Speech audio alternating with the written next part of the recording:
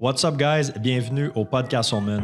Merci d'être avec moi pour une deuxième saison. Je m'appelle Stéphane, je suis courtier immobilier en Outaouais et cet épisode est une présentation de mon équipe Castleman chez Remax.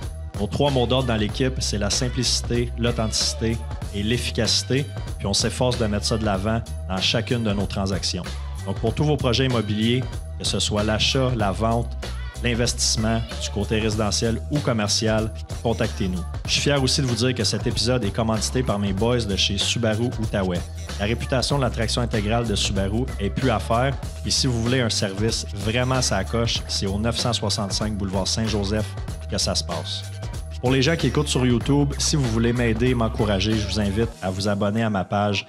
N'hésitez pas à liker, commenter, puis surtout à partager l'épisode avec un maximum de personnes. Donc sur ce, merci beaucoup pour votre écoute et puis bon épisode.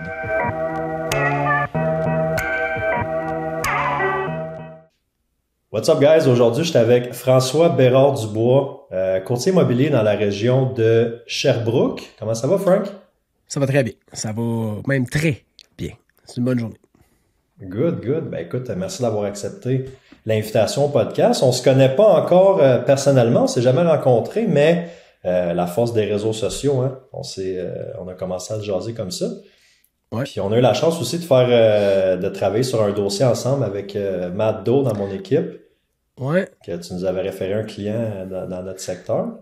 J'en ai parlé sur un de mes podcasts, là, 35 minutes justement de la transaction avec Mathieu à Gatineau.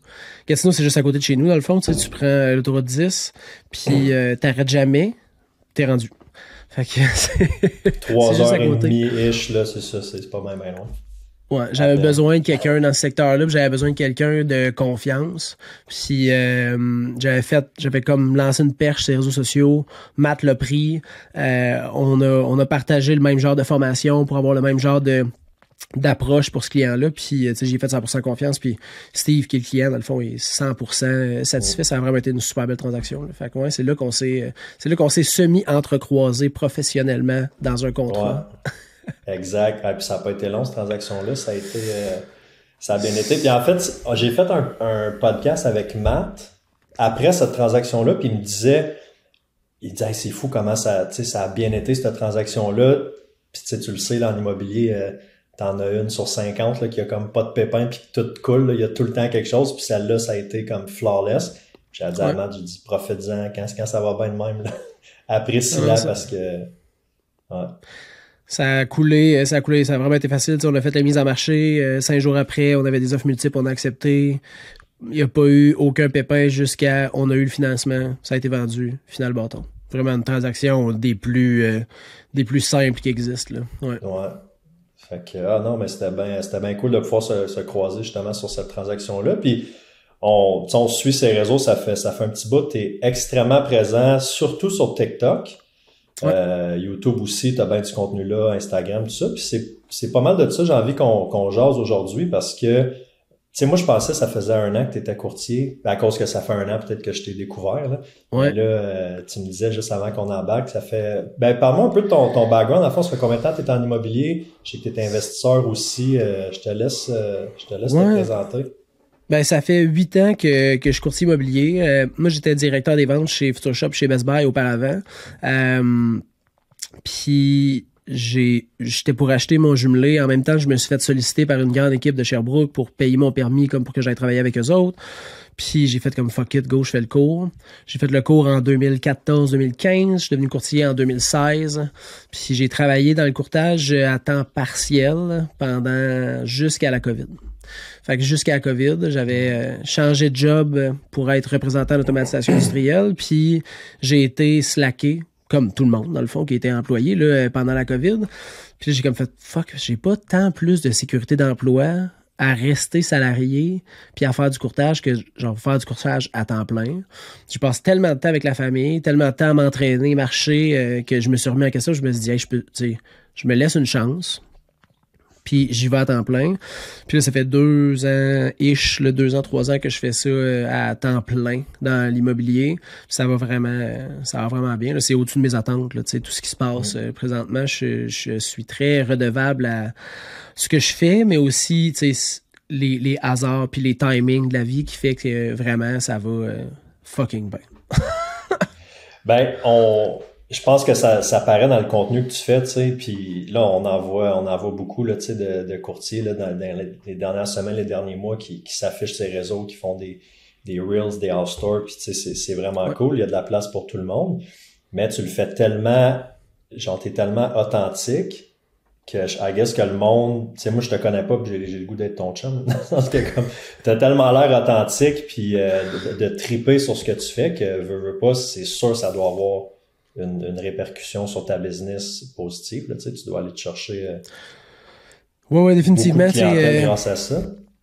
J'ai commencé ces réseaux sociaux, ben là, tu sais, j'ai commencé ces réseaux sociaux comme tout le monde, genre 2008-2009, là, mais professionnellement pour le courtage, mettons, là, plus régulièrement, v'là 2 ans et demi à peu près avec YouTube où je me suis starté un channel puis j'ai commencé à faire plein d'affaires.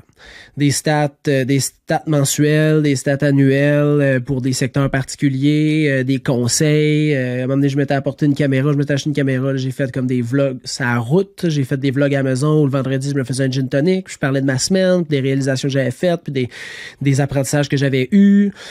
Puis j'ai comme fait, OK, il y a une certaine clientèle qui s'accroche puis qui m'écoute. Puis là, tu sais, il y avait des transactions qui découlaient de ça. Fait que là, j'étais all right, tu sais, il y a vraiment quelque chose à faire avec les réseaux sociaux.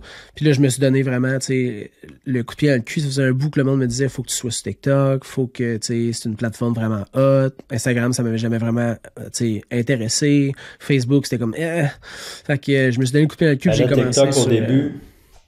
Mais là, on parle dans le temps que tout le monde pensait que c'était pour les ados, là, les jeunes là, qui faisaient des danses. Là. Non, j'étais en retard un peu. J'étais en retard un peu, tu sais, c'était l'année, c'était en 2022, genre mai, je pense, juin 2022. Fait que tu sais, c'était quand même déjà, il y avait quand même du contenu qui se faisait autre que, mettons, c'est juste des danses, là. C'est moins populaire que maintenant, mais j'étais peut-être late de, mettons, un an, 2 ans, là, tu sais, là. Mais, je me suis dit, je vais poster comme 3, 4, 5, 6 vidéos par jour pendant 6 mois. Puis si ça marche pas, ben, tu sais, je ferai d'autres choses, tu sais. Puis 2 semaines, je pense, j'ai eu mon premier client à cause de ça, tu sais. Fait que j'étais même, OK, fuck. Je me pose pas de questions, puis je me lance, tu sais, je me lance à fond là-dedans. Puis j'ai trouvé cette plateforme-là encore plus intéressante à utiliser que YouTube parce que, justement, j'étais juste moi-même. J'étais juste fucking moi-même. Tu sais, je dis ce que je pense, comment je le pense, respectueusement, tu sais, parce que ça reste qu'on est courtier 24 heures sur 24. Fait que, tu sais, je me garde mes opinions personnelles, mes petits jugements que tous les humains ont rapidement, je les garde pour moi. J'essaie de donner le contenu puis donner mon opinion d'une façon objective, sans bâcher rien ni personne, mais de parler, tu sais, j'utilise TikTok comme un mini-vlog où je donne des brèches de mon quotidien pour aider, si je peux aider des acheteurs, des vendeurs à éviter des erreurs ou faire des bons coups, répliquer des trucs cool qu'on a fait dans des transactions, ben, je trouve ça vraiment hot. Moi, ça me permet de parler de ma passion à plein de monde. Puis là, je reçois des commentaires, puis ça m'aide aussi, by the way, à avoir des clients, tu sais. Fait c'est gagnant sur toute la ligne. Non, c'est très cool parce qu'il y a le côté informatif, tu sais, dans le contenu que tu vas donner. Tu vas parler d'une transaction, tu vas dire, hey, c'est passé ça, voici comment qu'on a réglé telle situation, ou voici ce qui est arrivé, tu vas donner un petit peu de contenu informatif. Mais c'est qu'il y a aussi l'aspect, tu sais, personnel, puis comment que t'es, puis comment que tu penses, puis ça devient divertissant aussi pour quelqu'un qui te suit, là, tu sais. Parce que c'est ça, souvent, je trouve que, tu sais, en donner des idées de capsules, des idées de Reels, on a tout fait le tour, là, tu sais, les étapes pour acheter, quoi faire, quoi ne pas faire, l'inspection. Combien de mises de fonds pour une maison? Ça, c'est ce que je vois le plus souvent cette semaine, là, c'était ça. Là. Combien de mises de fonds pour une maison? Combien de mises de fonds pour un triplex? Puis je te dis, le monde, tu sais, c'est correct comme contenu, je suis vraiment content. Puis si les gens passent à l'action puis font du contenu, déjà, c'est positif, tu sais. Mais ce contenu-là se trouve sur Google, tu sais. Ou, tu sais, il est pas... c'est pas un contenu ni personnalisé, ni exclusif, ni... Fait que c'est correct, C'est un bon initiateur de mouvement, mais c'est pas nécessairement ça que le monde, je pense, ont le goût d'écouter ou de connaître là, là, sur les réseaux. Là. C'est pas ça qu'ils ont le goût de consommer. T'as pas un méga plus value en faisant ce genre de contenu-là, mettons. J'ai comme l'impression que, tu sais, peut-être pour YouTube, vu que c'est plus une plateforme où est-ce que c'est comme un moteur de recherche, là, tu sais, le monde va aller chercher de l'information là-dessus, tandis que TikTok, Instagram, c'est peut-être un petit peu plus pour se divertir ou, comme tu dis, c'est comme un vlog, fait que le monde te suive dans tes histoires, dans tes transactions. Puis là, tu disais, vous souvenez-vous, la semaine passée, je vous ai parlé de telle affaire, ben là, voici où ce qu'on est rendu, tu sais. Fait que ça apporte quelque chose de différent. Tu sais, YouTube, je le fais encore. Je fais moins de capsules éducatives immobilières. J'en ai fait pendant comme 1 an et demi, 2 ans. Puis là, tu sais, j'ai pas fait le tour, mais c'est plus ça qui me fait nécessairement triper de faire. Il y a beaucoup de contenu présentement, tu sais, éducatif sur mon channel, tu sais, service immobilier. Je fais encore les stats immobilières à tous les mois. Fait que, tu sais, j'ai 6 vidéos, les stats du Québec, les stats de l'Estrie, de Magog, de Bromont, de Grimby, de Sherbrooke, que je sors parce que je trouve ça important que les gens aient l'heure juste sur les statistiques immobilières dans leur secteur. Parce que si tu lis juste les headlines de journaux, c'est tout le temps. Le marché crash, puis ça a tout fait est du tout. monde. Puis... Ouais, tout est tout le temps en train d'exploser, c'est tout le temps de la merde, c'est tout le temps négatif, tandis que les statistiques, tu sais, tu peux les analyser puis les faire parler un peu comme tu as besoin, tu sais. Fait que si tu veux un gros headlines, t'es capable de trouver une stat qui est vraiment, tu sais, explosive, tandis que si tu passes au travers des mêmes statistiques, médianes, moyennes, à tous les mois pendant 2 ans, là, les gens sont capables de faire comme, alright, tu sais, je suis capable de me faire ma propre million, puis ça, dans tout ce que je fais dans ma vie, ça a toujours été ma mission, qui est de donner les outils aux gens pour qu'ils réalisent le plein potentiel de leur projet. Tu sais, j'avais lu Find Your Why à un moment donné, là, de Simon Sinek. Start with Why. Start with Why, ouais. Puis t'as Start with Why puis Find Your Why qui est comme comment l'appliquer. Puis ouais. J'avais acheté ça quand j'étais directeur des ventes parce que je voulais trouver comme ma raison pourquoi je faisais ça, puis essayer d'embarquer les gens dans la même raison de faire les choses. Puis auparavant, il y avait eu comme un changement de Future Shop puis Best Buy. Fait que les gens étaient payés à la commission, là, ils étaient payés à l'heure. J'étais même, OK, Chris, le monde, ils font plus... C'est plus pour la même raison qu'ils travaillent. Il faut vraiment que je trouve pourquoi. Puis au fil du temps, je me suis rendu compte que c'est quelque chose qui me suit dans tout ce que je fais. De trouver les outils pour permettre aux gens d'atteindre le plein potentiel de leur projet, autant en mentorat qu'autant dans les réseaux sociaux, que dans mes transactions immobilières, que quand j'étais directeur. C'est vraiment, je pense, ce qui me drive dans la vie. Fait que ça, ben, j'essaie de le véhiculer puis de le laisser transparaître dans les vidéos que je fais. Vraiment intéressant. Tu touches un point, quand il y a eu la transition là, d'être payé, quand tu étais au Best Buy Future Shop, payer de la commission à salaire. Ouais. As-tu vu une grosse différence dans le rendement des employés? À court terme, oui. Premièrement, dans le temps, quand il y a eu la transition, tous les vendeurs ont tous été mis dehors. Fait que j'ai recommencé. On a eu 5 jours pour engager, mettons, on va dire 55 nouveaux représentants. Sur le plancher, qui connaissaient fuck all. Ouais.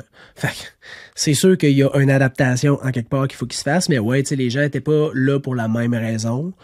Fait que le rendement au départ était différent, mais une fois que tu réussis à trouver la raison d'atteindre un objectif, une raison qui est autre que financière, monétaire, budgétaire, mais qui est plus une question de valeur, de sécurité, de protection, d'aide, d'accompagnement. Là, tu touches une corde émotionnelle que tout le monde est capable de ressentir, puis là, tu es capable de ramener un groupe d'individus dans une direction commune, volontaire, puis là, tu atteins les objectifs. Ouais. Mais ça a été... Pour moi, ça a été un gros challenge parce que moi, j'étais un vendeur, puis je gérais des vendeurs. Puis là, je me ramassais avec des gens qui étaient payés à l'heure, fait qu'ils fassent plus ou moins de rendement, ils s'en contre-sac, man. Tu sais, là, ils n'ont rien à foutre. Fait que ça a été un gros mind shift dans ces temps-là. Mais ça m'a vraiment permis de...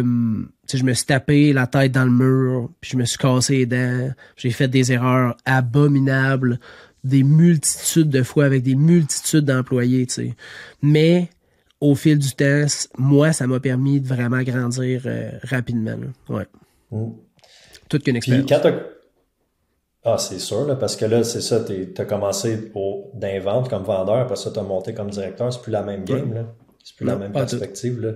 J'ai goûté un peu dans l'automobile au poste de directeur adjoint, puis dans cette organisation-là, j'ai réalisé que j'étais meilleur sur le plancher comme vendeur, tu sais.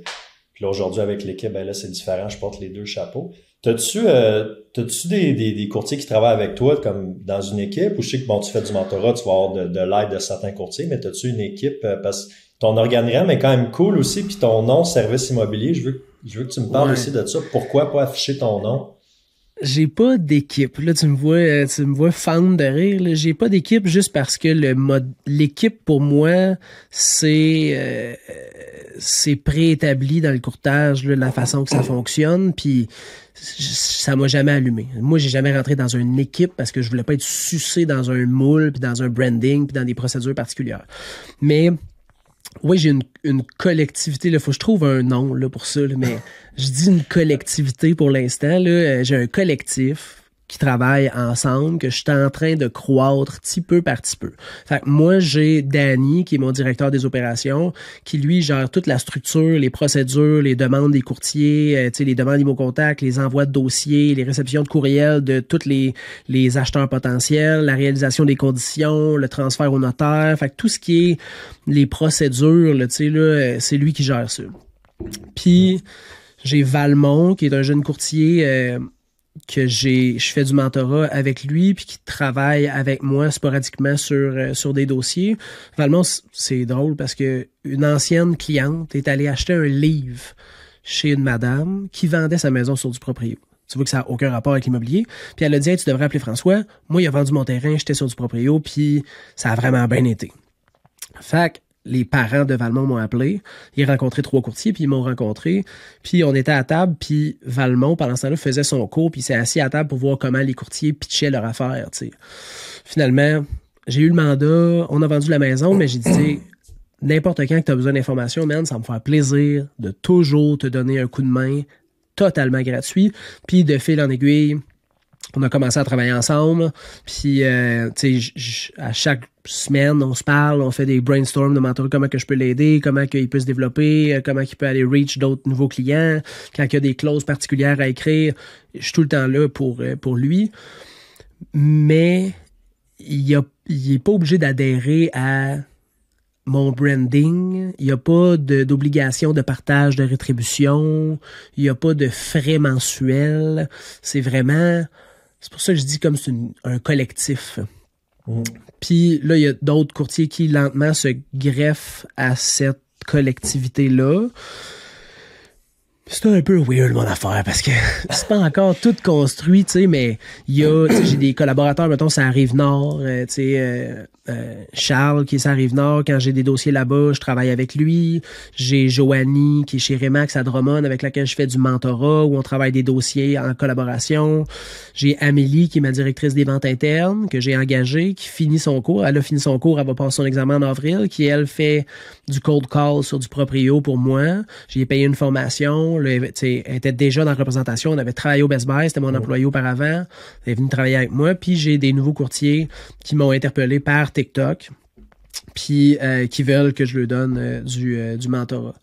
Ouais, drôle de patente, mon affaire, là, ça n'a pas rapport. Non, mais c'est très cool. Puis, tu sais, c'est sûr qu'il y a des modèles, tu sais, il y a le modèle typique où est-ce que tu vas avoir un petit peu comme dans mon équipe, là, il y a le team leader, nous autres, on a nos bureaux, à part des bureaux de Remax, tu sais, parce que je veux qu'on ait comme une culture d'entreprise distincte puis tout. Mais ça reste que, tu sais, oui, il y a des adjoints qui ont un partage de rétribution, il y a un branding commun à l'équipe, il y a des processus, des procédures, des systèmes que toute l'équipe utilise.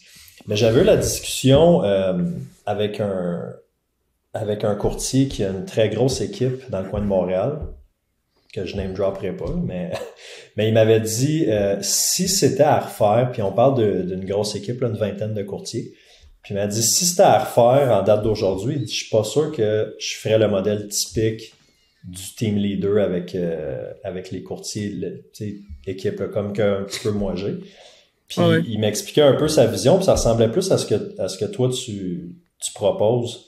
Parce que là, toi, tu laisses, je veux dire, comme Valmont, mettons, il peut faire son propre branding. S'il trouve un listing lui-même, il est pas, t'es pas nécessairement sur la pancarte avec lui sur le listing, mais tu vas jamais l'aider. ses pancartes. OK. Ouais, Ça, je pense que c'est pancartes, très... en Outaouais, les équipes, t'as tout le temps le team leader puis le courtier, les pancartes de même. Ouais. Mais je sais qu'à Montréal, c'est souvent juste le team leader. Il laisse comme moins la place au monde dans l'équipe. Puis toi, puis il y a des places où tu mets un petit dessus, mettons comme un over de pancarte, là, comme un add-on sur le dessus avec une petite face, mettons, du courtier qui a le listing. Moi, c'est dans le fond, tout ce que je fais dans la vie, là, je me dis, est-ce que moi-même j'adhérerais? Fait que tu sais, mon pourcentage de rétribution, il a toujours été particulier parce que j'aurais jamais payé un pourcentage X pour les services d'un courtier. Fait que j'ai jamais chargé ce pourcentage-là. J'aurais jamais voulu être sucé dans un moule prédéterminé où je suis obligé de me restreindre à cette image-là. Fait que je vais jamais offrir ça. Puis c'est la raison pourquoi j'ai créé, Service Immobilier. Service Immobilier, c'est un branding qui est pas relié à ma personne, où tout le monde peut se retrouver là-dedans. Fait que les gens, peuvent être sous le parapluie de services immobiliers, mais avoir leur propre identité.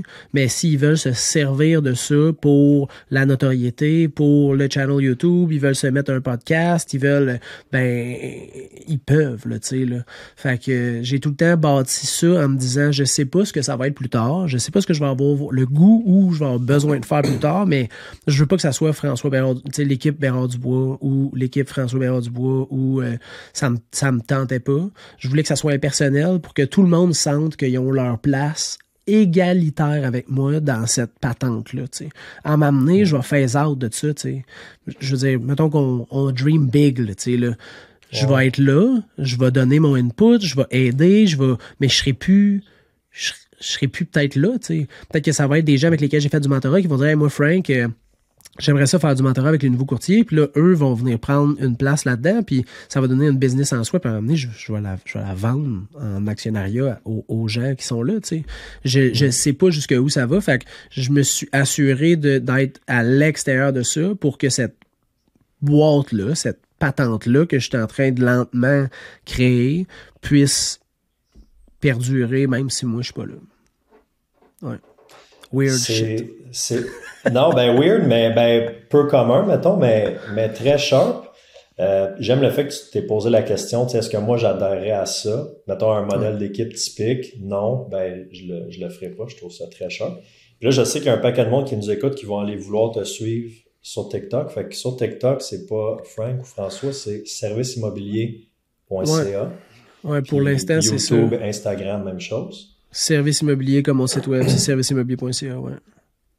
T'aurais-tu, tu dis Dream Big, d'avoir une agence, c'est-tu quelque chose qui te traverse l'esprit? D'avoir ta propre agence? Parce que tu sais, t'en as, clairement, t'es un entrepreneur. Je veux dire, ça se voit tout de suite. Là, parce que tu peux être un courtier solo et un courtier comme, tu sais, bon. Fait que clairement, tu sais, le next step, on peut supposer. Parce que moi, je me fais poser la question quand même, tu devrais-tu avoir une agence? Moi, non, je pense pas. Toi? J'ai regardé plusieurs fois pour faire le cours de directeur d'agence. Je sais pas. Oui, non. Je vois tellement pas que je vois pas loin, mais j'y vais au day-to-day. Là, là. Assurément que j'ai un idéal de ce que j'aimerais faire, puis ça se ferait très bien à l'extérieur, dans ma propre agence. Ça, 100%. T'sais. Fait que j'exclus pas le fait que ça peut arriver, mais c'est pas ça que je vise comme absolument. Où est-ce que je suis présentement, la tarification par transaction est vraiment basse, la tarification mensuelle est genre ben legit, puis j'ai la permission d'avoir mon image de marque intéressante. Fait que j'ai pas cette nécessité-là à l'heure où on se parle. Le jour où je vais être obligé, je vais être restreint, je vais avoir des balises claires qui m'empêchent d'être authentique dans ce que je fais, c'est sûr que je débarque. Ouais. Ça, c'est sûr. Souvent, c'est ça qui va pousser les courtiers, je pense, à partir. C'est quand ils se sentent justement restreint dans un branding. Puis il y en a des agences qui sont plus tight que d'autres là, justement sur le branding, les procès. Surtout l'image, tu sais, quelle image que ça envoie au public. Là, moi, ça a fait quand j'ai ouvert le bureau aussi, là. Ça a été, avec tes graffitis. Tes tatouages, tes graffitis. Ah ouais? Hey, ça, justement, toi, t'en as des tatous, ses mains? Ouais. Je me fais souvent poser la question comme, tu penses que tu perds des transactions? Qu'est-ce que tes clients disent? Ou, tu sais, là, je suis en train de me faire la tête puis le cou, là. Ouais. Ben, c'est un peu la réponse que je donne. Moi, je suis en train de me faire la tête puis le cou, puis là, il y a du monde qui sont comme, OK, mais là, c'est la tête, là. Genre, mais qu'est-ce que ça fait, là? T'es en 2023, là. À vrai dire, puis tu sais, tu parlais de mon authenticité sur les réseaux sociaux, puis ben ça, moi, c'est un filtre naturel. Tu sais, je veux pas me faire chier dans mes transactions. Je suis très professionnel avec mes clients.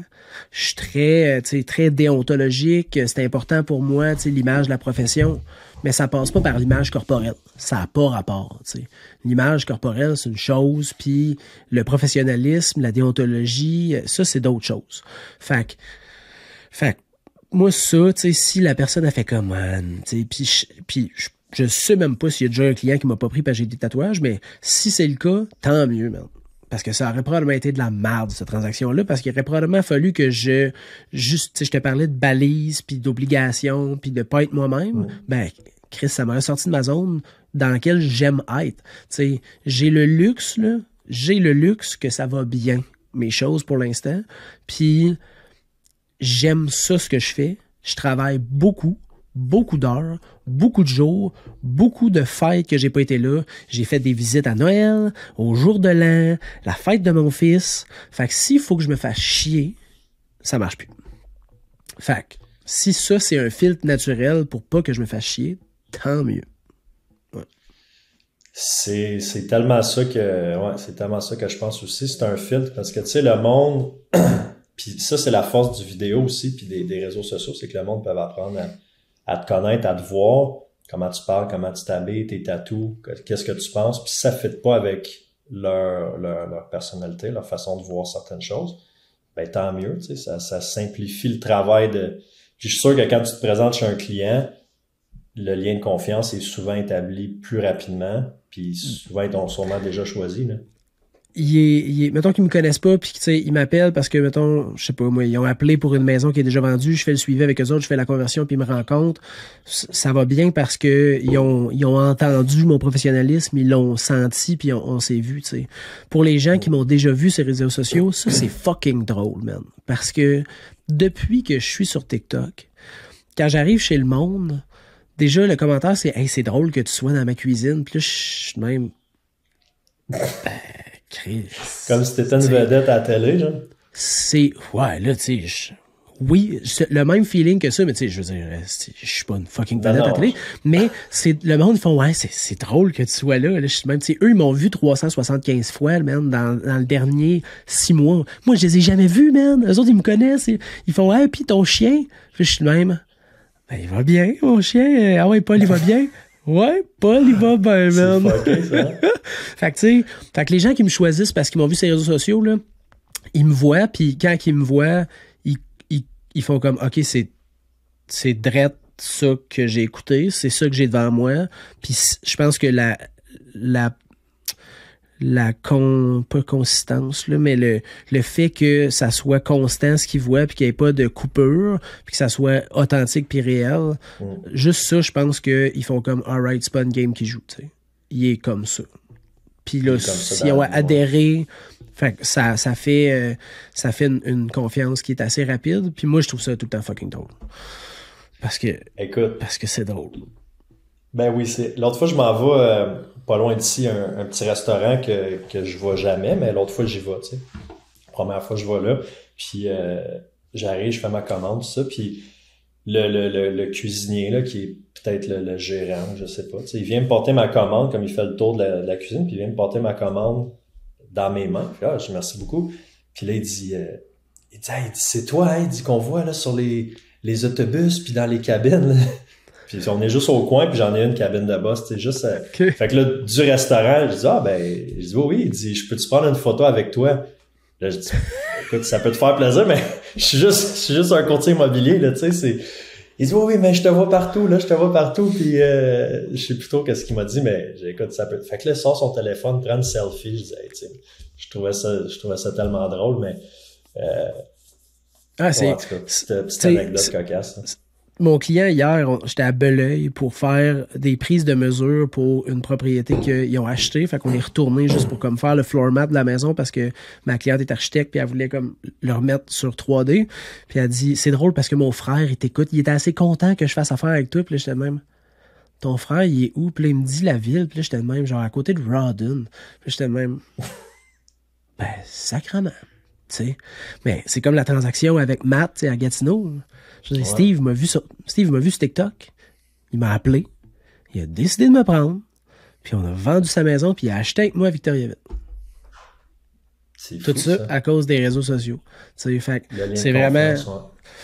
C'est pas pour rien qu'il y a plein de monde qui essaie d'être là-dessus, puis qui essaie de trouver leur niche, leur couleur, puis qui essaie d'utiliser ça comme moteur pour passer leur message, parce que c'est puissant. Les gens sont là-dessus régulièrement par jour, puis si ils sont capables d'adhérer à ta personnalité, ben, il y a des bonnes chances que le jour où ils pensent à toi, que tu vendes des chars, que tu vendes du linge, que tu vendes des tailles à vendre des propriétés, ben si t'es tout le temps dans leur face 6 fois par jour, ben quand ils vont avoir quelqu'un dans leur entourage ou eux-mêmes, il y a des maudites bonnes chances qu'ils t'appellent. À moins qu'ils taillissent, là, mais il y a des bonnes chances qu'ils ne checkent pas ces réseaux s'ils taillent. Fait que non, c'est puissant, c'est spécial. C'est vraiment spécial. Écoute, c'est sûr, ça a tellement évolué, là. T'étais-tu un peu ces réseaux quand t'étais au Future Shop? Tu faisais-tu ces... Non, zéro. Ben, je postais des vidéos de mon chien, là, ou de mon chat, là. OK. Ouais, rien de... Puis, parce que ça fait quand même 8 ans que t'es en immobilier. Avant les réseaux, ta business, ça venait de où, la majorité?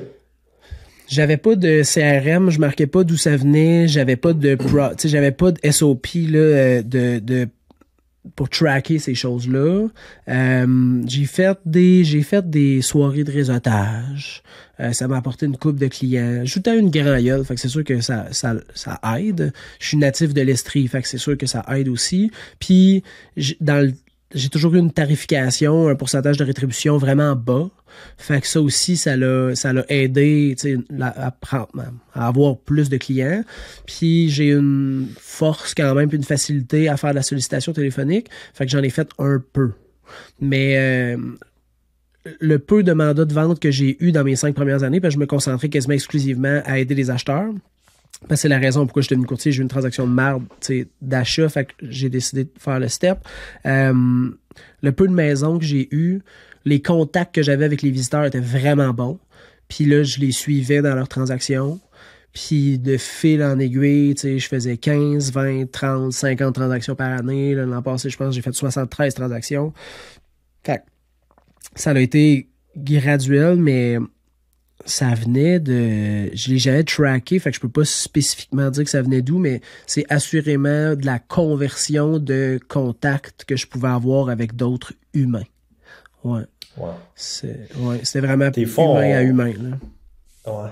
On cherche bien loin, puis la prospection, puis des scripts de cold call, puis du Google Ads, puis on rend ça bien compliqué, mais tu sais, de la prospection, c'est 2 humains qui se parlent, puis des fois, souvent, moi, il y a bien de mes clients, ça n'a même pas parti avec l'immobilier. Là.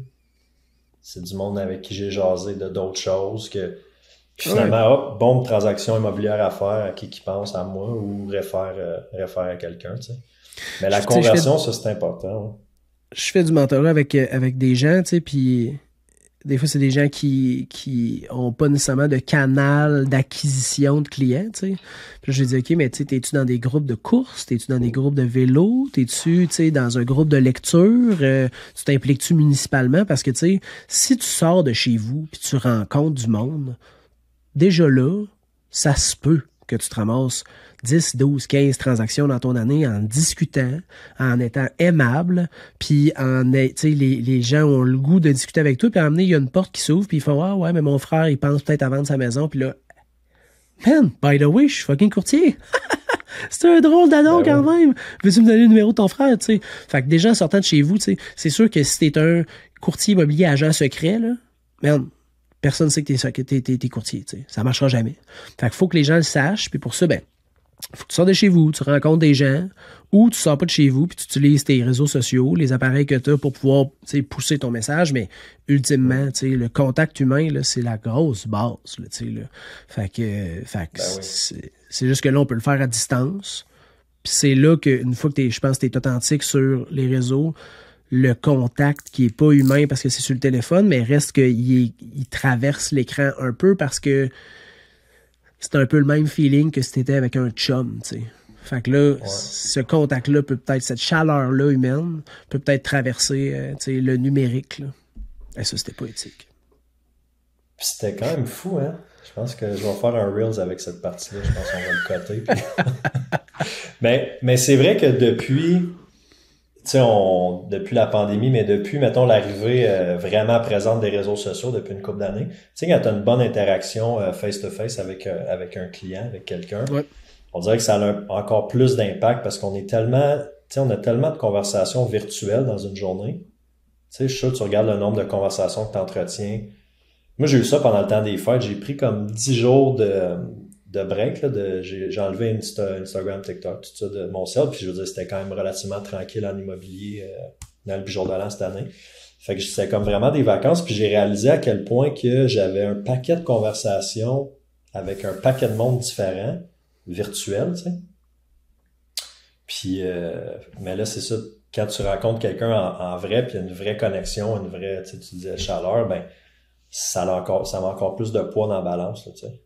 Vraiment, puis surtout si tu as des habilités de conversation, puis là, ça a l'air con, je sais, là, tout le monde est capable de parler, là, mais si tu as des habilités à bien écouter, puis à parler aux gens, puis pas, tu sais, quand la personne en parle, tu fais juste réfléchir à ce que tu vas dire, ça, c'est pas une discussion, ça. Tu as juste le goût de dire des choses, mais quand toi, tu fais parler l'autre, tout le monde aime ça parler de soi, tout le monde aime ça parler. Quand tu es capable de faire parler l'autre personne, là, il fait comme, oh, hey, cette personne-là m'écoute. Ça, là, ça sécrète des drogues dans ton corps, là, tu sais, là. Le contact, là, physique, là, je te touche l'épaule, ça sécrète des affaires dans ton corps, tu sais. Fait que ça, là, quand t'es rendu capable d'avoir des interactions qui font cet effet-là, c'est là que il y a la magic, là, tu sais, là, la magie de l'interaction humaine se crée, là, tu sais, là. C'est un concept qui est banal, mais qui est excessivement important. Surtout si tu travailles dans le public, là. Ça, écoute, c'est une grosse nugget là, que tu viens de dropper là. Une grosse pépite d'or, là. Le monde qui sont en vente, ça va c'est la clientèle, en affaires, là, qui écoute, là. Ce que tu viens de dire, Frank, c'est tellement important parce que tout le monde veut parler de soi. Tu sais, combien qu'il y a de courtiers ou, tu sais, peu importe, qui rentrent, hey, moi, je suis numéro tant, j'ai vendu tant de maisons, j'ai fait ci, j'ai fait ça. Le client, il s'en calisse. Qu'est-ce que tu peux faire pour moi? Mais si tu veux le savoir, écoute, pose des questions, tu sais. Puis, ça paraît que ça fait longtemps que tu es en vente, là, parce que ça, c'est pas un discours de gars qui se fait 6 mois qu'il fait de la vente, là. Mais, tu sais, quand tu comprends ça, on dirait que tes interactions clients changent, puis ta façon tes interactions changent complètement. Ça, j'ai acquis ça grâce à Alfredo, qui était mon directeur de district dans le temps chez Future Shop. J'étais un directeur de marde dans mes interactions humaines. Puis ils m'ont rencontré et ils m'ont dit, si tu lis pas un livre de savoir-être en public, on te calisse dehors. 5. Là, j'étais de même, man, de quoi savoir-être en public? Si je travaille dans le public, ça va super bien. Il dit, garde, prends ce que je te dis, fais ce que tu veux, mais si tu lis pas un livre de savoir-être en public, je te crisse dehors. Fait que j'ai lu influencer les autres. How to win friends and influence people. Comment se faire des amis. De Dale Carnegie. Ouais, comment se faire des amis, influencer les autres, que je relis quand même assez régulièrement. Puis ça, là, ça a été un game changer dans ma vie. De toutes mes interactions. Puis des fois, même encore là, je sors de des discussions que j'ai avec des gens au dépanneur ou tu sais, n'importe où. Puis là, je fais comme, j'aurais dû fermer ma crise de gueule. J'étais bien trop heureux de telle affaire qui est arrivée dans ma vie, puis là, je voulais tellement fucking braguer que j'ai juste vomi ma joie sur le monde. Mais c'est pas ça, man. Tu sais, une conversation. Fait que ce livre-là, là, ça a été vraiment un game changer dans ma vie. Puis ça a été un game changer dans tout ce qui est arrivé après, dans mes relations, mes interactions avec ma famille, avec mes amis, avec mes clients. Ça a vraiment changé la façon que j'ai interagi avec les gens. Puis j'ai bien plus de plaisir maintenant que j'en avais auparavant, puis bien moins d'accrochage, puis des relations qui sont beaucoup plus légères puis positives. Ouais. Ça, je n'ai parlé une couple de fois en story de ce livre-là. Là. C'est un livre à lire et à relire peut-être là, une couple de fois parce que c'est tellement simple quand tu le lis, mais souvent c'est les petites choses simples qu'on fait pas, que si on appliquait, ça change complètement la game. Là. C'est sûr que quand tu commences à t'exposer, ces réseaux essaient d'être un peu, pas essayer d'être différent, mais le faire à ta sauce, à ta saveur. C'est sûr, ça dérange du monde, ça fait chier du monde. Puis tu m'as parlé tantôt de ton pourcentage de rétribution, ta commission, qui est peut-être plus compétitive que tes compétiteurs, mettons. Tu vois-tu, comment formuler ça? Tu déranges-tu d'autres courtiers dans ton coin? Je le sais pas parce que je vais jamais à des colloques immobiliers, je vais jamais dans des soirées de courtiers, je vais jamais dans des happenings, mettons, dans des maisons. J'ai ma famille, j'ai ma job. J'ai pas le temps, man. J'investis mon temps juste dans mon entraînement, mon moi, ma famille, puis mes clients, mes amis. J'ai pas le temps pour d'autres choses dans ma vie. Fait que je le sais pas. Mais oui, parce que le peu d'interaction, puis c'est pour ça que je vais plus à des... Puis là, tu sais, ça fait 8 ans, fait que c'est moins pire, mais mettons au début, dès que je parlais d'immobilier, puis que je parlais de mes valeurs, puis de comment je faisais de l'immobilier, mon gars, là, ça chierait, là, tu sais, là, un hostie de courtier à rabais, puis tu devrais travailler au Dollarama, puis j'étais de même, mais man, tu sais, moi, j'ai fait un plan d'affaires quand je me suis lancé, j'ai pas fait ça en cabochon, là, tu sais, j'ai regardé, il y avait du proprio. Il y avait Kijiji Les Packs. Il y avait dans mon coin Estritois, que ça s'appelait, qui était comme un proprio direct un peu. Là, tu peux vendre juste sur le site publicitaire, mais tu peux aussi vendre avec un courtier avec un pourcentage moindre. Puis, fait qu'il y avait ça, puis il y avait les courtiers qui étaient... Là, il n'y a pas de moyenne, là, il n'y a rien de sorti, c'est pas statistique, là, mais mettons qu'on lance un chiffre dans les airs qui n'a pas rapport, là, ça n'a pas rapport. 6%. C'est pas de la merde dans les commentaires. C'est ça. Mettons 6%. T'sais. Fait que là, moi, j'étais même, bon, mais parfait. Comment que, tu sais, puis je comprends bien, qu'est-ce qui fait que, mettons, du proprio a grandi, que Uber a grandi, que c'est qu'il y a une demande, il n'y a pas d'offre, puis il y a un service qui se crée, tu sais. Fait que là, j'étais bon, mais comment que je peux me positionner dans cette ligne-là? Fait que j'ai dit, bon, mais dans le temps, ce que je faisais, c'est que je chargeais 2% si j'étais tout seul, 4% s'il y avait 2 courtiers. Parce que moi, qu'il y ait 2 courtiers, qu'il y ait un courtier collaborateur ou qu'il n'y en ait pas, j'ai pas besoin de plus d'argent. Puis je me suis toujours dit, je veux me positionner dans une situation où j'aurai jamais besoin de prendre une décision basée sur combien je vais faire. Parce que, mettons que je suis dans la merde financièrement, là, mettons, tu sais, puis que j'ai le choix de faire une transaction qui me donne 4% pour faire manger ma famille, ou faire une transaction de 2% puis rester dans les dettes, je me calisse de mon client, tu sais. Mes enfants vont passer avant. Fait que je me suis toujours dit que je voulais pas me retrouver dans cette situation-là où j'ai besoin de choisir entre mon intégrité puis la sécurité familiale, mettons. T'sais. Fait que je me suis dit, bon, mais si je charge 2% quand je suis seul, puis 4% quand il y a 2 courtiers, moi, je fais tout le temps la même paye, ce qui fait bien mon affaire. Mon client peut avoir un service qui est plus bas, ça fait bien son affaire. Puis le courtier qui apporte un client, il a quand même sa rétribution, ça fait bien l'affaire de tout le monde, tu sais. Fait que pour moi, c'était fucking logique comme approche, là, tu sais. Puis j'étais même, moi, si un courtier me présentait ça, j'adhère. Fait que je me suis lancé là-dedans. Mais ouais, au début, c'était comme, tu sais, t'es bien cheap. Puis là, tu sais, plus que je faisais mes services, tu sais, j'offrais la vidéo de visite virtuelle, les photos de drone, les photos HDR, les publicités sur les réseaux sociaux. Là, on était comme, mais man, tu pourrais charger plus cher. Puis à chaque année, je me disais, OK, charges-tu plus cher? Puis là, j'étais de même. Non, man, je suis correct avec ça. Pourquoi je chargerais plus cher, tu sais?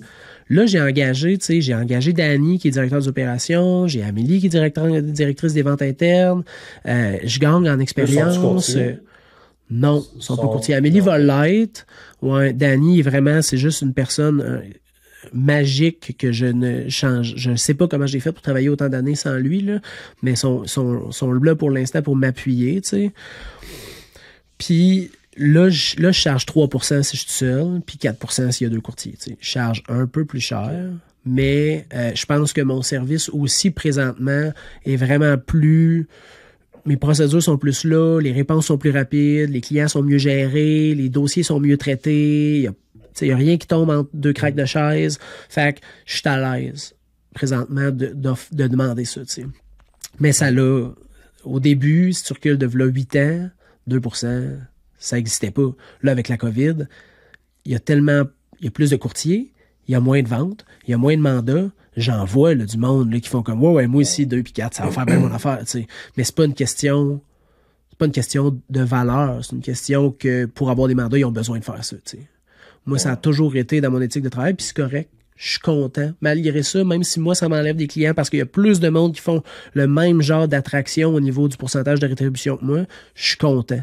Parce que les gens, les vendeurs, utilisaient des services publicitaires qui sont, d'après moi, moins sécuritaires puis moins réglementés parce qu'il n'y avait pas d'offres. Là, il y a plus d'offres, puis il y a plus de gens qui utilisent les services des courtiers. Puis je pense que ça fait juste que les transactions immobilières au Québec sont plus sécuritaires, puis je trouve que c'est positif.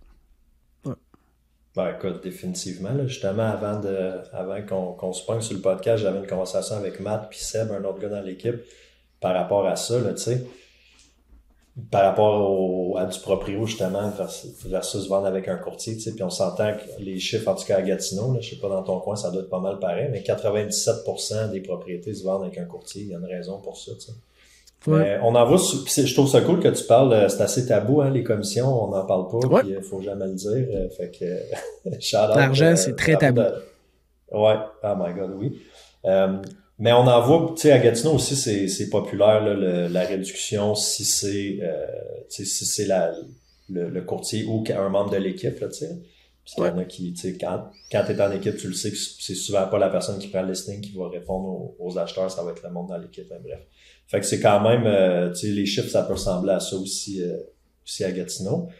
Mais c'est certain que c'est fait. Puis tu sais, ceux qui le font, là, tu sais, qui vont faire des réductions de commission, souvent, c'est tout le temps eux après qui vont aller crier bien fort aux autres. Mais voyons donc que tu signes à ce prix-là, ça n'a pas de bon sens, il faut qu'on se tienne. En tout cas, ici, on le voit pas mal. Tu sais, les gens ont le droit de signer au pourcentage qu'ils veulent. Tu sais, moi, je fais du mentorat avec des gens, puis ils n'ont pas la même réflexion que moi sur les taux de rétribution, puis je trouve ça bien correct, man. Tu sais, sois à l'aise avec ce que tu fais, puis pour le reste, c'est top cool. Puis si le client est prêt à payer ça, tant mieux. Puis si le client veut un autre type de rétribution, ben il est probablement au courant qu'il est capable de l'avoir ailleurs, tu sais. Fait que, tu sais, tout le monde peut faire ça comme ils veulent, tu sais. Auparavant, là, je jugeais, mettons, beaucoup, puis, tu sais, j'étais beaucoup dans le regard de ce que les autres font, puis, tu sais, c'est peut-être avec l'âge, là, mais tout le monde peut faire ça comme ils veulent. Puis, on est un réseau de professionnels là, qui travaillent dans le même but. Là. Fait que, on peut-tu juste respecter comme tout ce que le monde fait? Puis, moi, ça m'est arrivé de flaguer des choses sur les réseaux sociaux, des messages que j'ai entendus d'autres professionnels dans le même métier que moi. Puis je me suis laissé aller sur des vidéos, puis je les ai enlevées parce que les gens qui m'écoutaient faisaient « Hey Frank, man, c'est pas ta couleur, ça. Ouais, reste dans le truc positif. Ouais, reste dans le truc positif, va pas là-dedans. » Puis là, j'étais même « Ah, fuck. » Je me suis laissé emporter, mais j'aime tellement ça, ce que je fais. Puis j'aimerais tellement ça que ma profession continue longtemps d'exister, que je veux la protéger. Puis je veux protéger, l'opinion que le public a de nous, qui est pas nécessairement glorieuse, les vendeurs de balayeuses, les vendeurs de couteaux, les vendeurs de chars, puis nous autres, on est dans la même boîte, là. Fait que si on est capable d'améliorer la vision que le public a de nous, ben, je pense que c'est en se tenant, puis en se respectant, puis en chiant pas sa tête de personne qu'on va réussir à faire ça. Ouais, 100% d'accord. Puis je pense que ceux qui sont plus présents, qui s'exposent plus, puis qui le font bien, ben redorent un peu l'image de la profession. J'espère. Mais je te posais la question si tu recevais un peu de aide de d'autres mondes par rapport aux commissions, mais par rapport au réseau aussi. Moi, je reçois pas du hate directement, mais j'entends des affaires. Ça, c'est les vidéos, là, les podcasts, là, puis tu sais, surtout peut-être des courtiers, ça fait plus longtemps que, tu sais, des courtiers de plus d'expérience, mettons, là. Ouais. Ceux qui sont arrivés avant les signatures électroniques, là. Ouais. Puis des fois, je peux entendre des affaires, puis je suis comme, ben, tu sais. Au contraire, tu sais, je pense qu'on réinvente pas la roue, Chris. On s'adapte à la réalité. La réalité, en 2023, le monde, ils sont où? Ils sont sur leur téléphone. Ben, c'est là que tu veux être, tu sais. Ben ouais. Les flyers, gratos, ça marche encore. Les autobus, oui, pour de la notoriété, de la visibilité, mais... J'en doute pas. Ben, moi, c'est gratos jusqu'à un certain point, là. Parce que quand tu commences à avoir une équipe pour ta gestion de médias sociaux, tu fais-tu tout ton montage tout seul, toi, comme tout ton editing? Tout, ouais. Comme la lampe qui vient de fermer en arrière, ça, c'est moi qui l'ai pas branché, ça. Ben oui, je fais tout. Je fais mes photos immobilières chez les clients pour les propriétés. Je fais mes vidéos de visite virtuelle tout seul. Je fais mes vidéos sur YouTube tout seul. Je fais tous mes postings sur TikTok, sur Instagram, sur YouTube, sur Facebook tout seul. Mon Google, mes 3 comptes Google, c'est moi qui gère tout seul. Mon branding, c'est moi qui le fais tout seul. Ouais, j'ai tout le temps été un one-man show. Non, pas en tout. J'étais assez autodidacte, puis j'ai déjà comme payé pour des services, puis j'étais pas satisfait, man, tu sais. Fait que je l'ai juste fait tout seul. Fait que, tu sais, mettons, pour faire des photos immobilières, je me suis payé une formation, tu sais, avec FOTG sur Internet, puis j'ai pris, tu sais, la formation. Pour les vidéos, la même chose. Je me suis équipé. Pour le drone, la même chose. J'ai pris mon permis, tu sais, de pilote avec Transport Canada. J'ai acheté mon drone, j'ai pris des formations pour, tu sais. Fait que j'aime ça apprendre. Puis ça me permet de, tu sais, comme mon podcast, je l'ai fait un matin, je l'ai také, ça a pris 25 minutes, je l'ai édité, je l'ai mis en ligne, tu sais. Après ça, je le coupe, mettons, sur iMovie en 7 morceaux, je le sac dans mon téléphone, puis je le poste quand je veux, tu sais, puis là, je mets les hashtags que je veux, puis, fait quoi, je fais tout seul. Comme un bon blaireau, man. Mais là, maintenant, j'ai Danny, au moins, qui gère comme tout, tu sais, les demandes. Je sais pas comment j'ai fait l'an passé à 73 transactions pour faire tout. Là, il est là, puis je sais que mes clients sont mieux gérés, man. C'est sûr que l'année passée, j'en ai échappé. Tu veux dire, là. Ouais. Fait que lui, il va s'occuper des mots contacts, des visites, OK. Tout. Fait que toi, bon, ben là, c'est un directeur des opérations, c'est certain que ça te laisse plus de temps. Parce que moi, c'est un petit peu la même chose. Je vais dire cette force-là, parce que je sais que c'est pas tout le monde qui a cette facilité-là, mais j'ai cette force-là que je suis capable de déléguer. Quand même, mais il y a des choses que je veux pas déléguer, comme ma gestion des médias sociaux personnels, tu sais. Ouais. Mais ça reste que quelqu'un qui fait le montage, il y a quelqu'un qui va écrire, tu sais, sur les Reels des sous-titres, après ça, c'est moi qui poste. Ah, c'est cool. Mais juste, tu sais, je fais peut-être, on va dire, la moitié de ce que tu fais, puis je trouve ça time-consuming. Okay. Ah, je trouve pas ça si pire, moi, mais c'est peut-être comment... Mais s'il y a d'autres choses que, tu sais, si c'est pas toi qui gère le IMO Contact, mettons, qui fait les demandes de visite. Ouais. Fait que, tu sais, ça, c'est quelque chose que je fais encore. C'est moi qui réponds aux IMO Contact, qui va écrire à mon client pour dire, hey, on a une visite. Ouais, je fais plus ça. Mais ça, c'est une des prochaines étapes, là, dans ma gestion, là, de déléguer ça. Ça, tu sais, je l'avais marqué... C'est au milieu de mes de TikTok. Je pense que c'était au mois de septembre passé, octobre passé, puis j'ai Jimmy Sévigny il m'a écrit puis il m'a dit, man, si tu veux m'appeler, appelle-moi. Puis je l'ai appelé, puis on a passé comme 35 minutes au téléphone. Puis tu sais, 2 choses qui est revenues de cet appel-là. Puis c'est des choses que je savais, mais je me l'ai juste fait redire, puis j'étais comme, alright, fuck là. La première chose, c'était ce que t'es pas obligé de faire, puis que tu sais, ça changera rien si tu le fais pas. Délègue. Fait que tu réponds à un mot contact, j'ai pas besoin de faire ça. Puis appeler le propriétaire pour dire on a une visite demain 9h30, c'est correct, j'ai pas besoin de faire ça. Envoyer les documents d'une transaction avant que les gens se déplacent pour faire la visite, j'ai pas besoin de faire ça. T'sais, envoyer les choses au notaire, j'ai pas besoin de faire ça. Fait que ça l'impacte pas à rien du tout, même que les clients sont répondus fucking plus vite. Souvent, le monde, ils me le disent. Puis dans mes commentaires Google, maintenant, ça sort. C'est genre, Danny et François était vraiment incroyable. Puis là, j'étais même, alright, man, tu me voles le show, big, tu sais. C'est toi la All-Star. C'est toi la All-Star, tu sais. Puis la deuxième chose qu'il m'a dit, c'est genre, fais les dons, man. sais, engage. Parce que je voulais pas engager, j'étais à Chris. T'engages un humain qui quitte sa job, qui vient chez vous, il y a des enfants, il y a une femme, il y a des paiements, puis là, il se base sur toi pour vivre, man. Financièrement.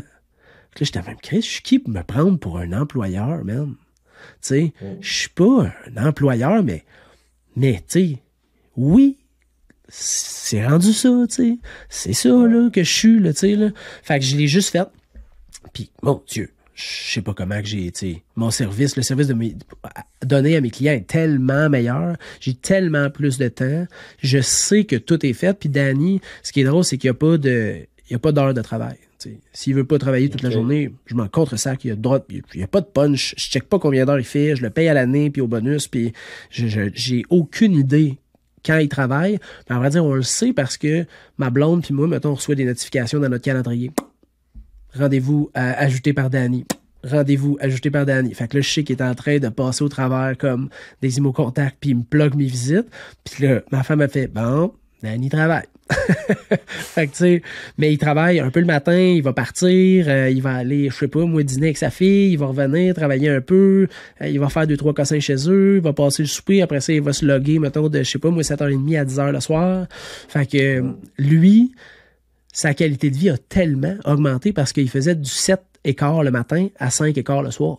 Fait que sa fille arrivait à 7h le matin à l'école, puis elle partait de l'école à 5h30. Puis ils ont un char. Fait que tu sais, sa fille, de 7 à 5h30, man.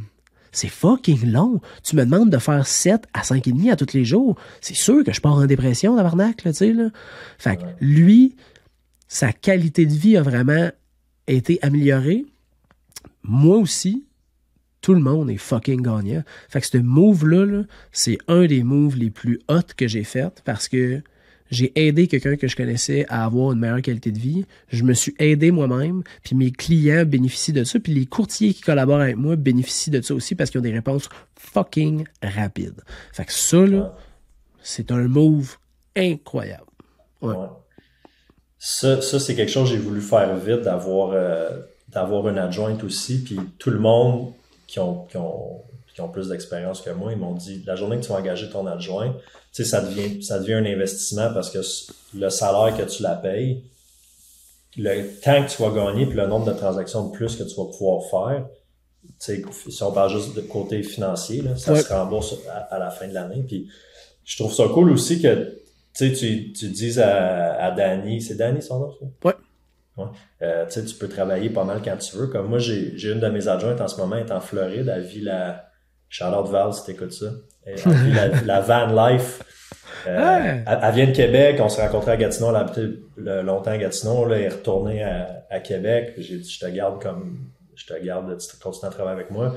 Puis là, elle s'est acheté une van, puis là, elle est en train de faire, elle se promène partout, là, tu sais. Mais elle travaille, elle se login le matin dans sa van, elle met des stories sur Instagram, il y a son petit chien, puis elle a l'ordi, puis elle sort nos listings, puis comme, c'est très cool, mais je pense que ça demande une certaine ouverture d'esprit que de dire, ben non, tu vas être là de 8 à 4 au bureau.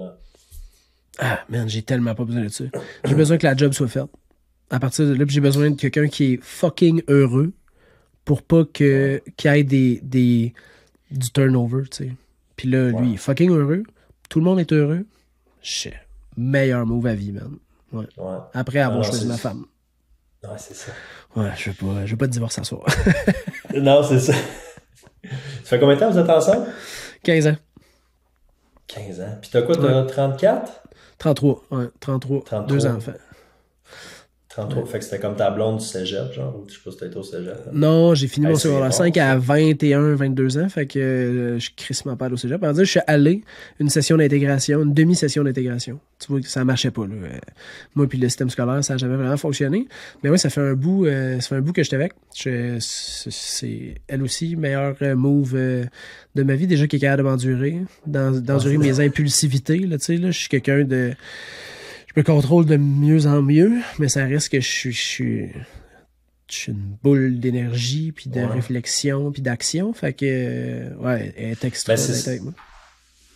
Ben, je pense que, tu sais, on le dit souvent, là, derrière chaque grand entrepreneur, il y a une grande femme. Et vice-versa, où entrepreneur A, il y a un grand homme. Tu sais, je t'ai dit tantôt obsessif.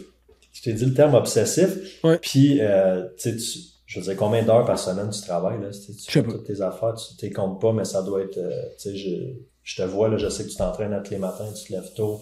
Ouais, 4h30. Famille, c'est carrément.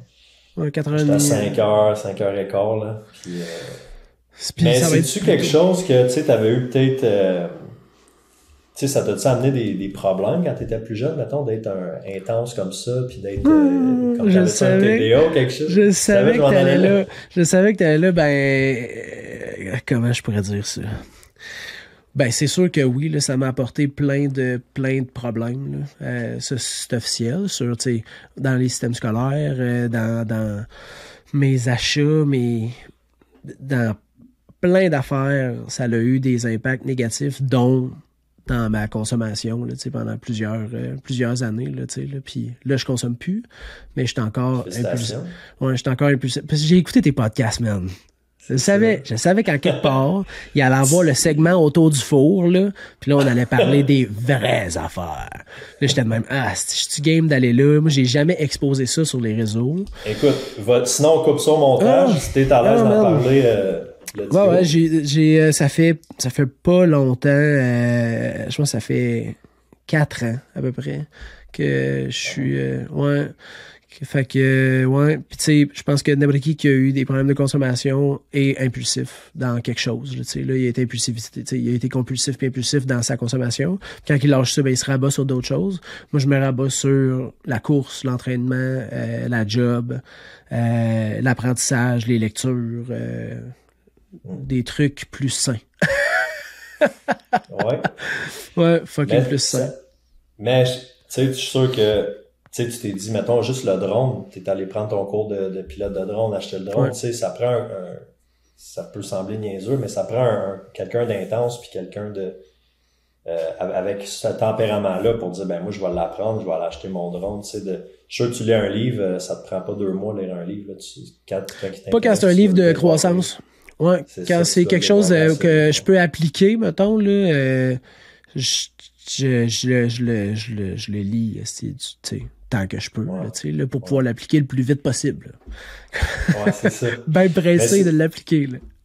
Ouais, c'est ça. Ben, c'est un trait commun, je pense, du monde qui ont, tu sais, les intenses du monde qui ont du succès, que ça soit, tu parles de course à pied, tu sais, moi aussi, tu sais, je suis un fan de course, mais c'est ceux qui vont faire du Ironman, des ultramarathons, ceux qui hyper performent au travail, que ça soit en immobilier ou dans d'autres domaines, en affaires, tu sais, souvent, t'as comme tu sais, t'as de la consommation ou, en tout cas, une grosse intensité. T'as comme un background de... Ouais. Il y en a, ça va juste être le travail, juste des workaholics, mais quand tu es capable de canaliser ça, écoute, moi, là, quand je consommais, je sais pas, toi, ta conso, ça ressemblait à quoi, là, mais je consommais du matin au soir. Fait que du moment que je me levais le matin, ça prenait 3 minutes, puis j'avais le goulot dans la bouche, là, tu sais. Puis jusqu'à temps que je tombe, tu sais, que je passe entre le soir, c'est un petit job à temps plein, ça. Ouais. T'sais. Fait que quand t'enlèves ça, ben, je fais quoi de mon temps? Mais j'ai encore, moi, cette intensité-là, tu sais, j'ai changé ma substance, là, maintenant, c'est le sport, c'est le développement personnel, c'est le travail. Tu sais, c'est des choses pas mal plus constructives, mais ça... Au lieu de planifier comme ta prochaine consommation, tu planifies ta prochaine course, là, tu dis, OK, man, j'ai couru 10 à matin, là, demain, il faut que je cours 12 km, là, je peux-tu courir cet après-midi? Je vais-tu me blesser? Je peux, man. Là, tu regardes dehors, tu fais, il fait beau. C'est sûr que j'y vais. Oui.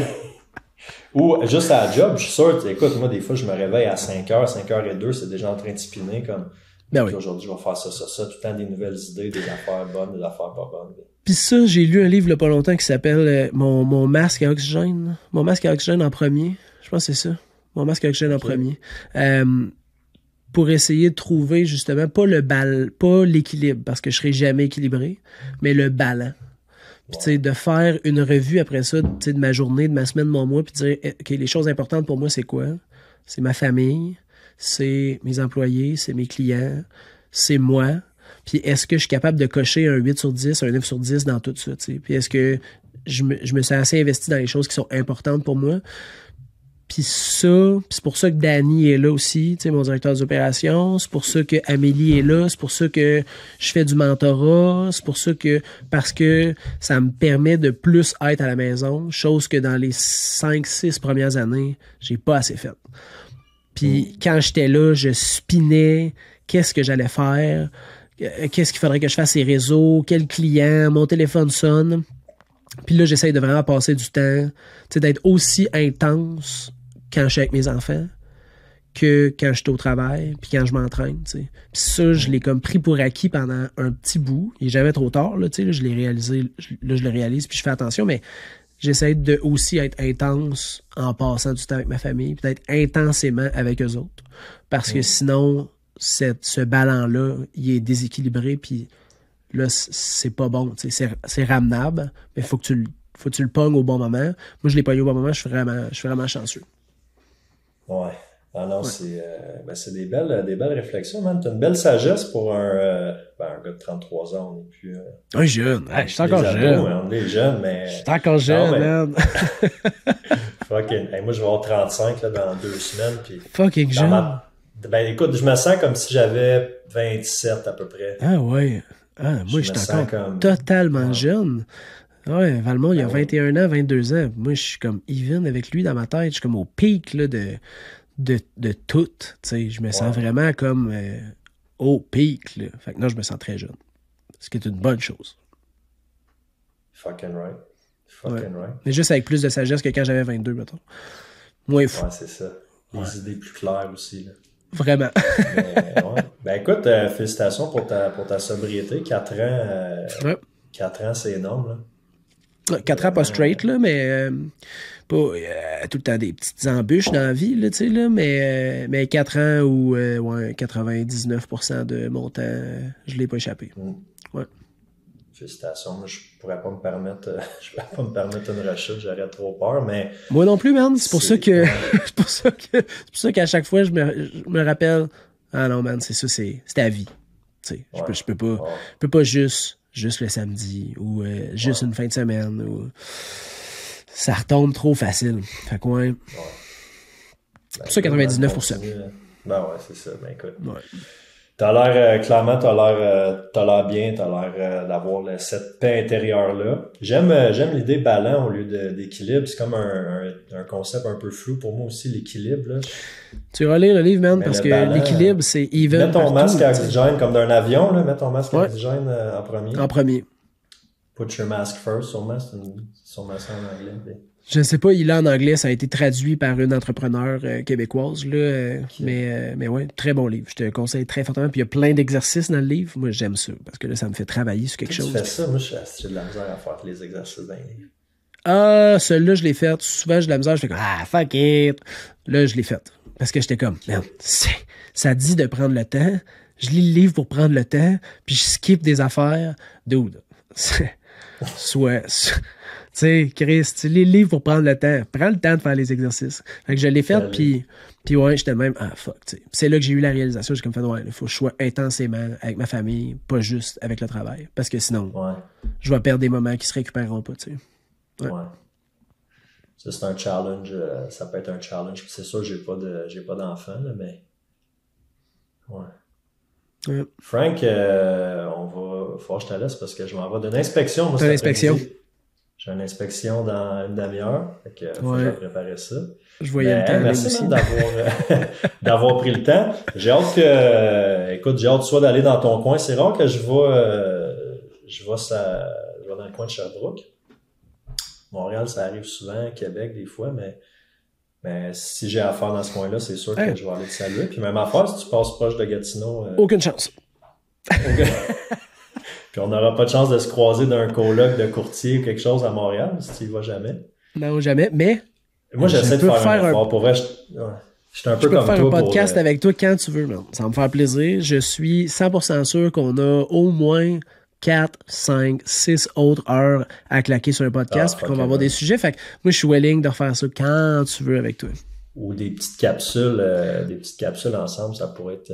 Ouais, ben willing. Bon, je vais me jeter de quoi, puis je te reviens là-dessus. Fait que, merci tout le monde pour votre écoute. Un gros merci, Frank. Fait que là, il faut qu'on reste connecté pour l'enregistrement. Fait que nous autres, on se dit bye. Tu veux pas perdre ce heure-là, ouais. Mais là, je dis bye aux auditeurs, mais nous autres, on se dit pas bye tout de suite. Merci tout le monde. Bonne semaine. Ciao.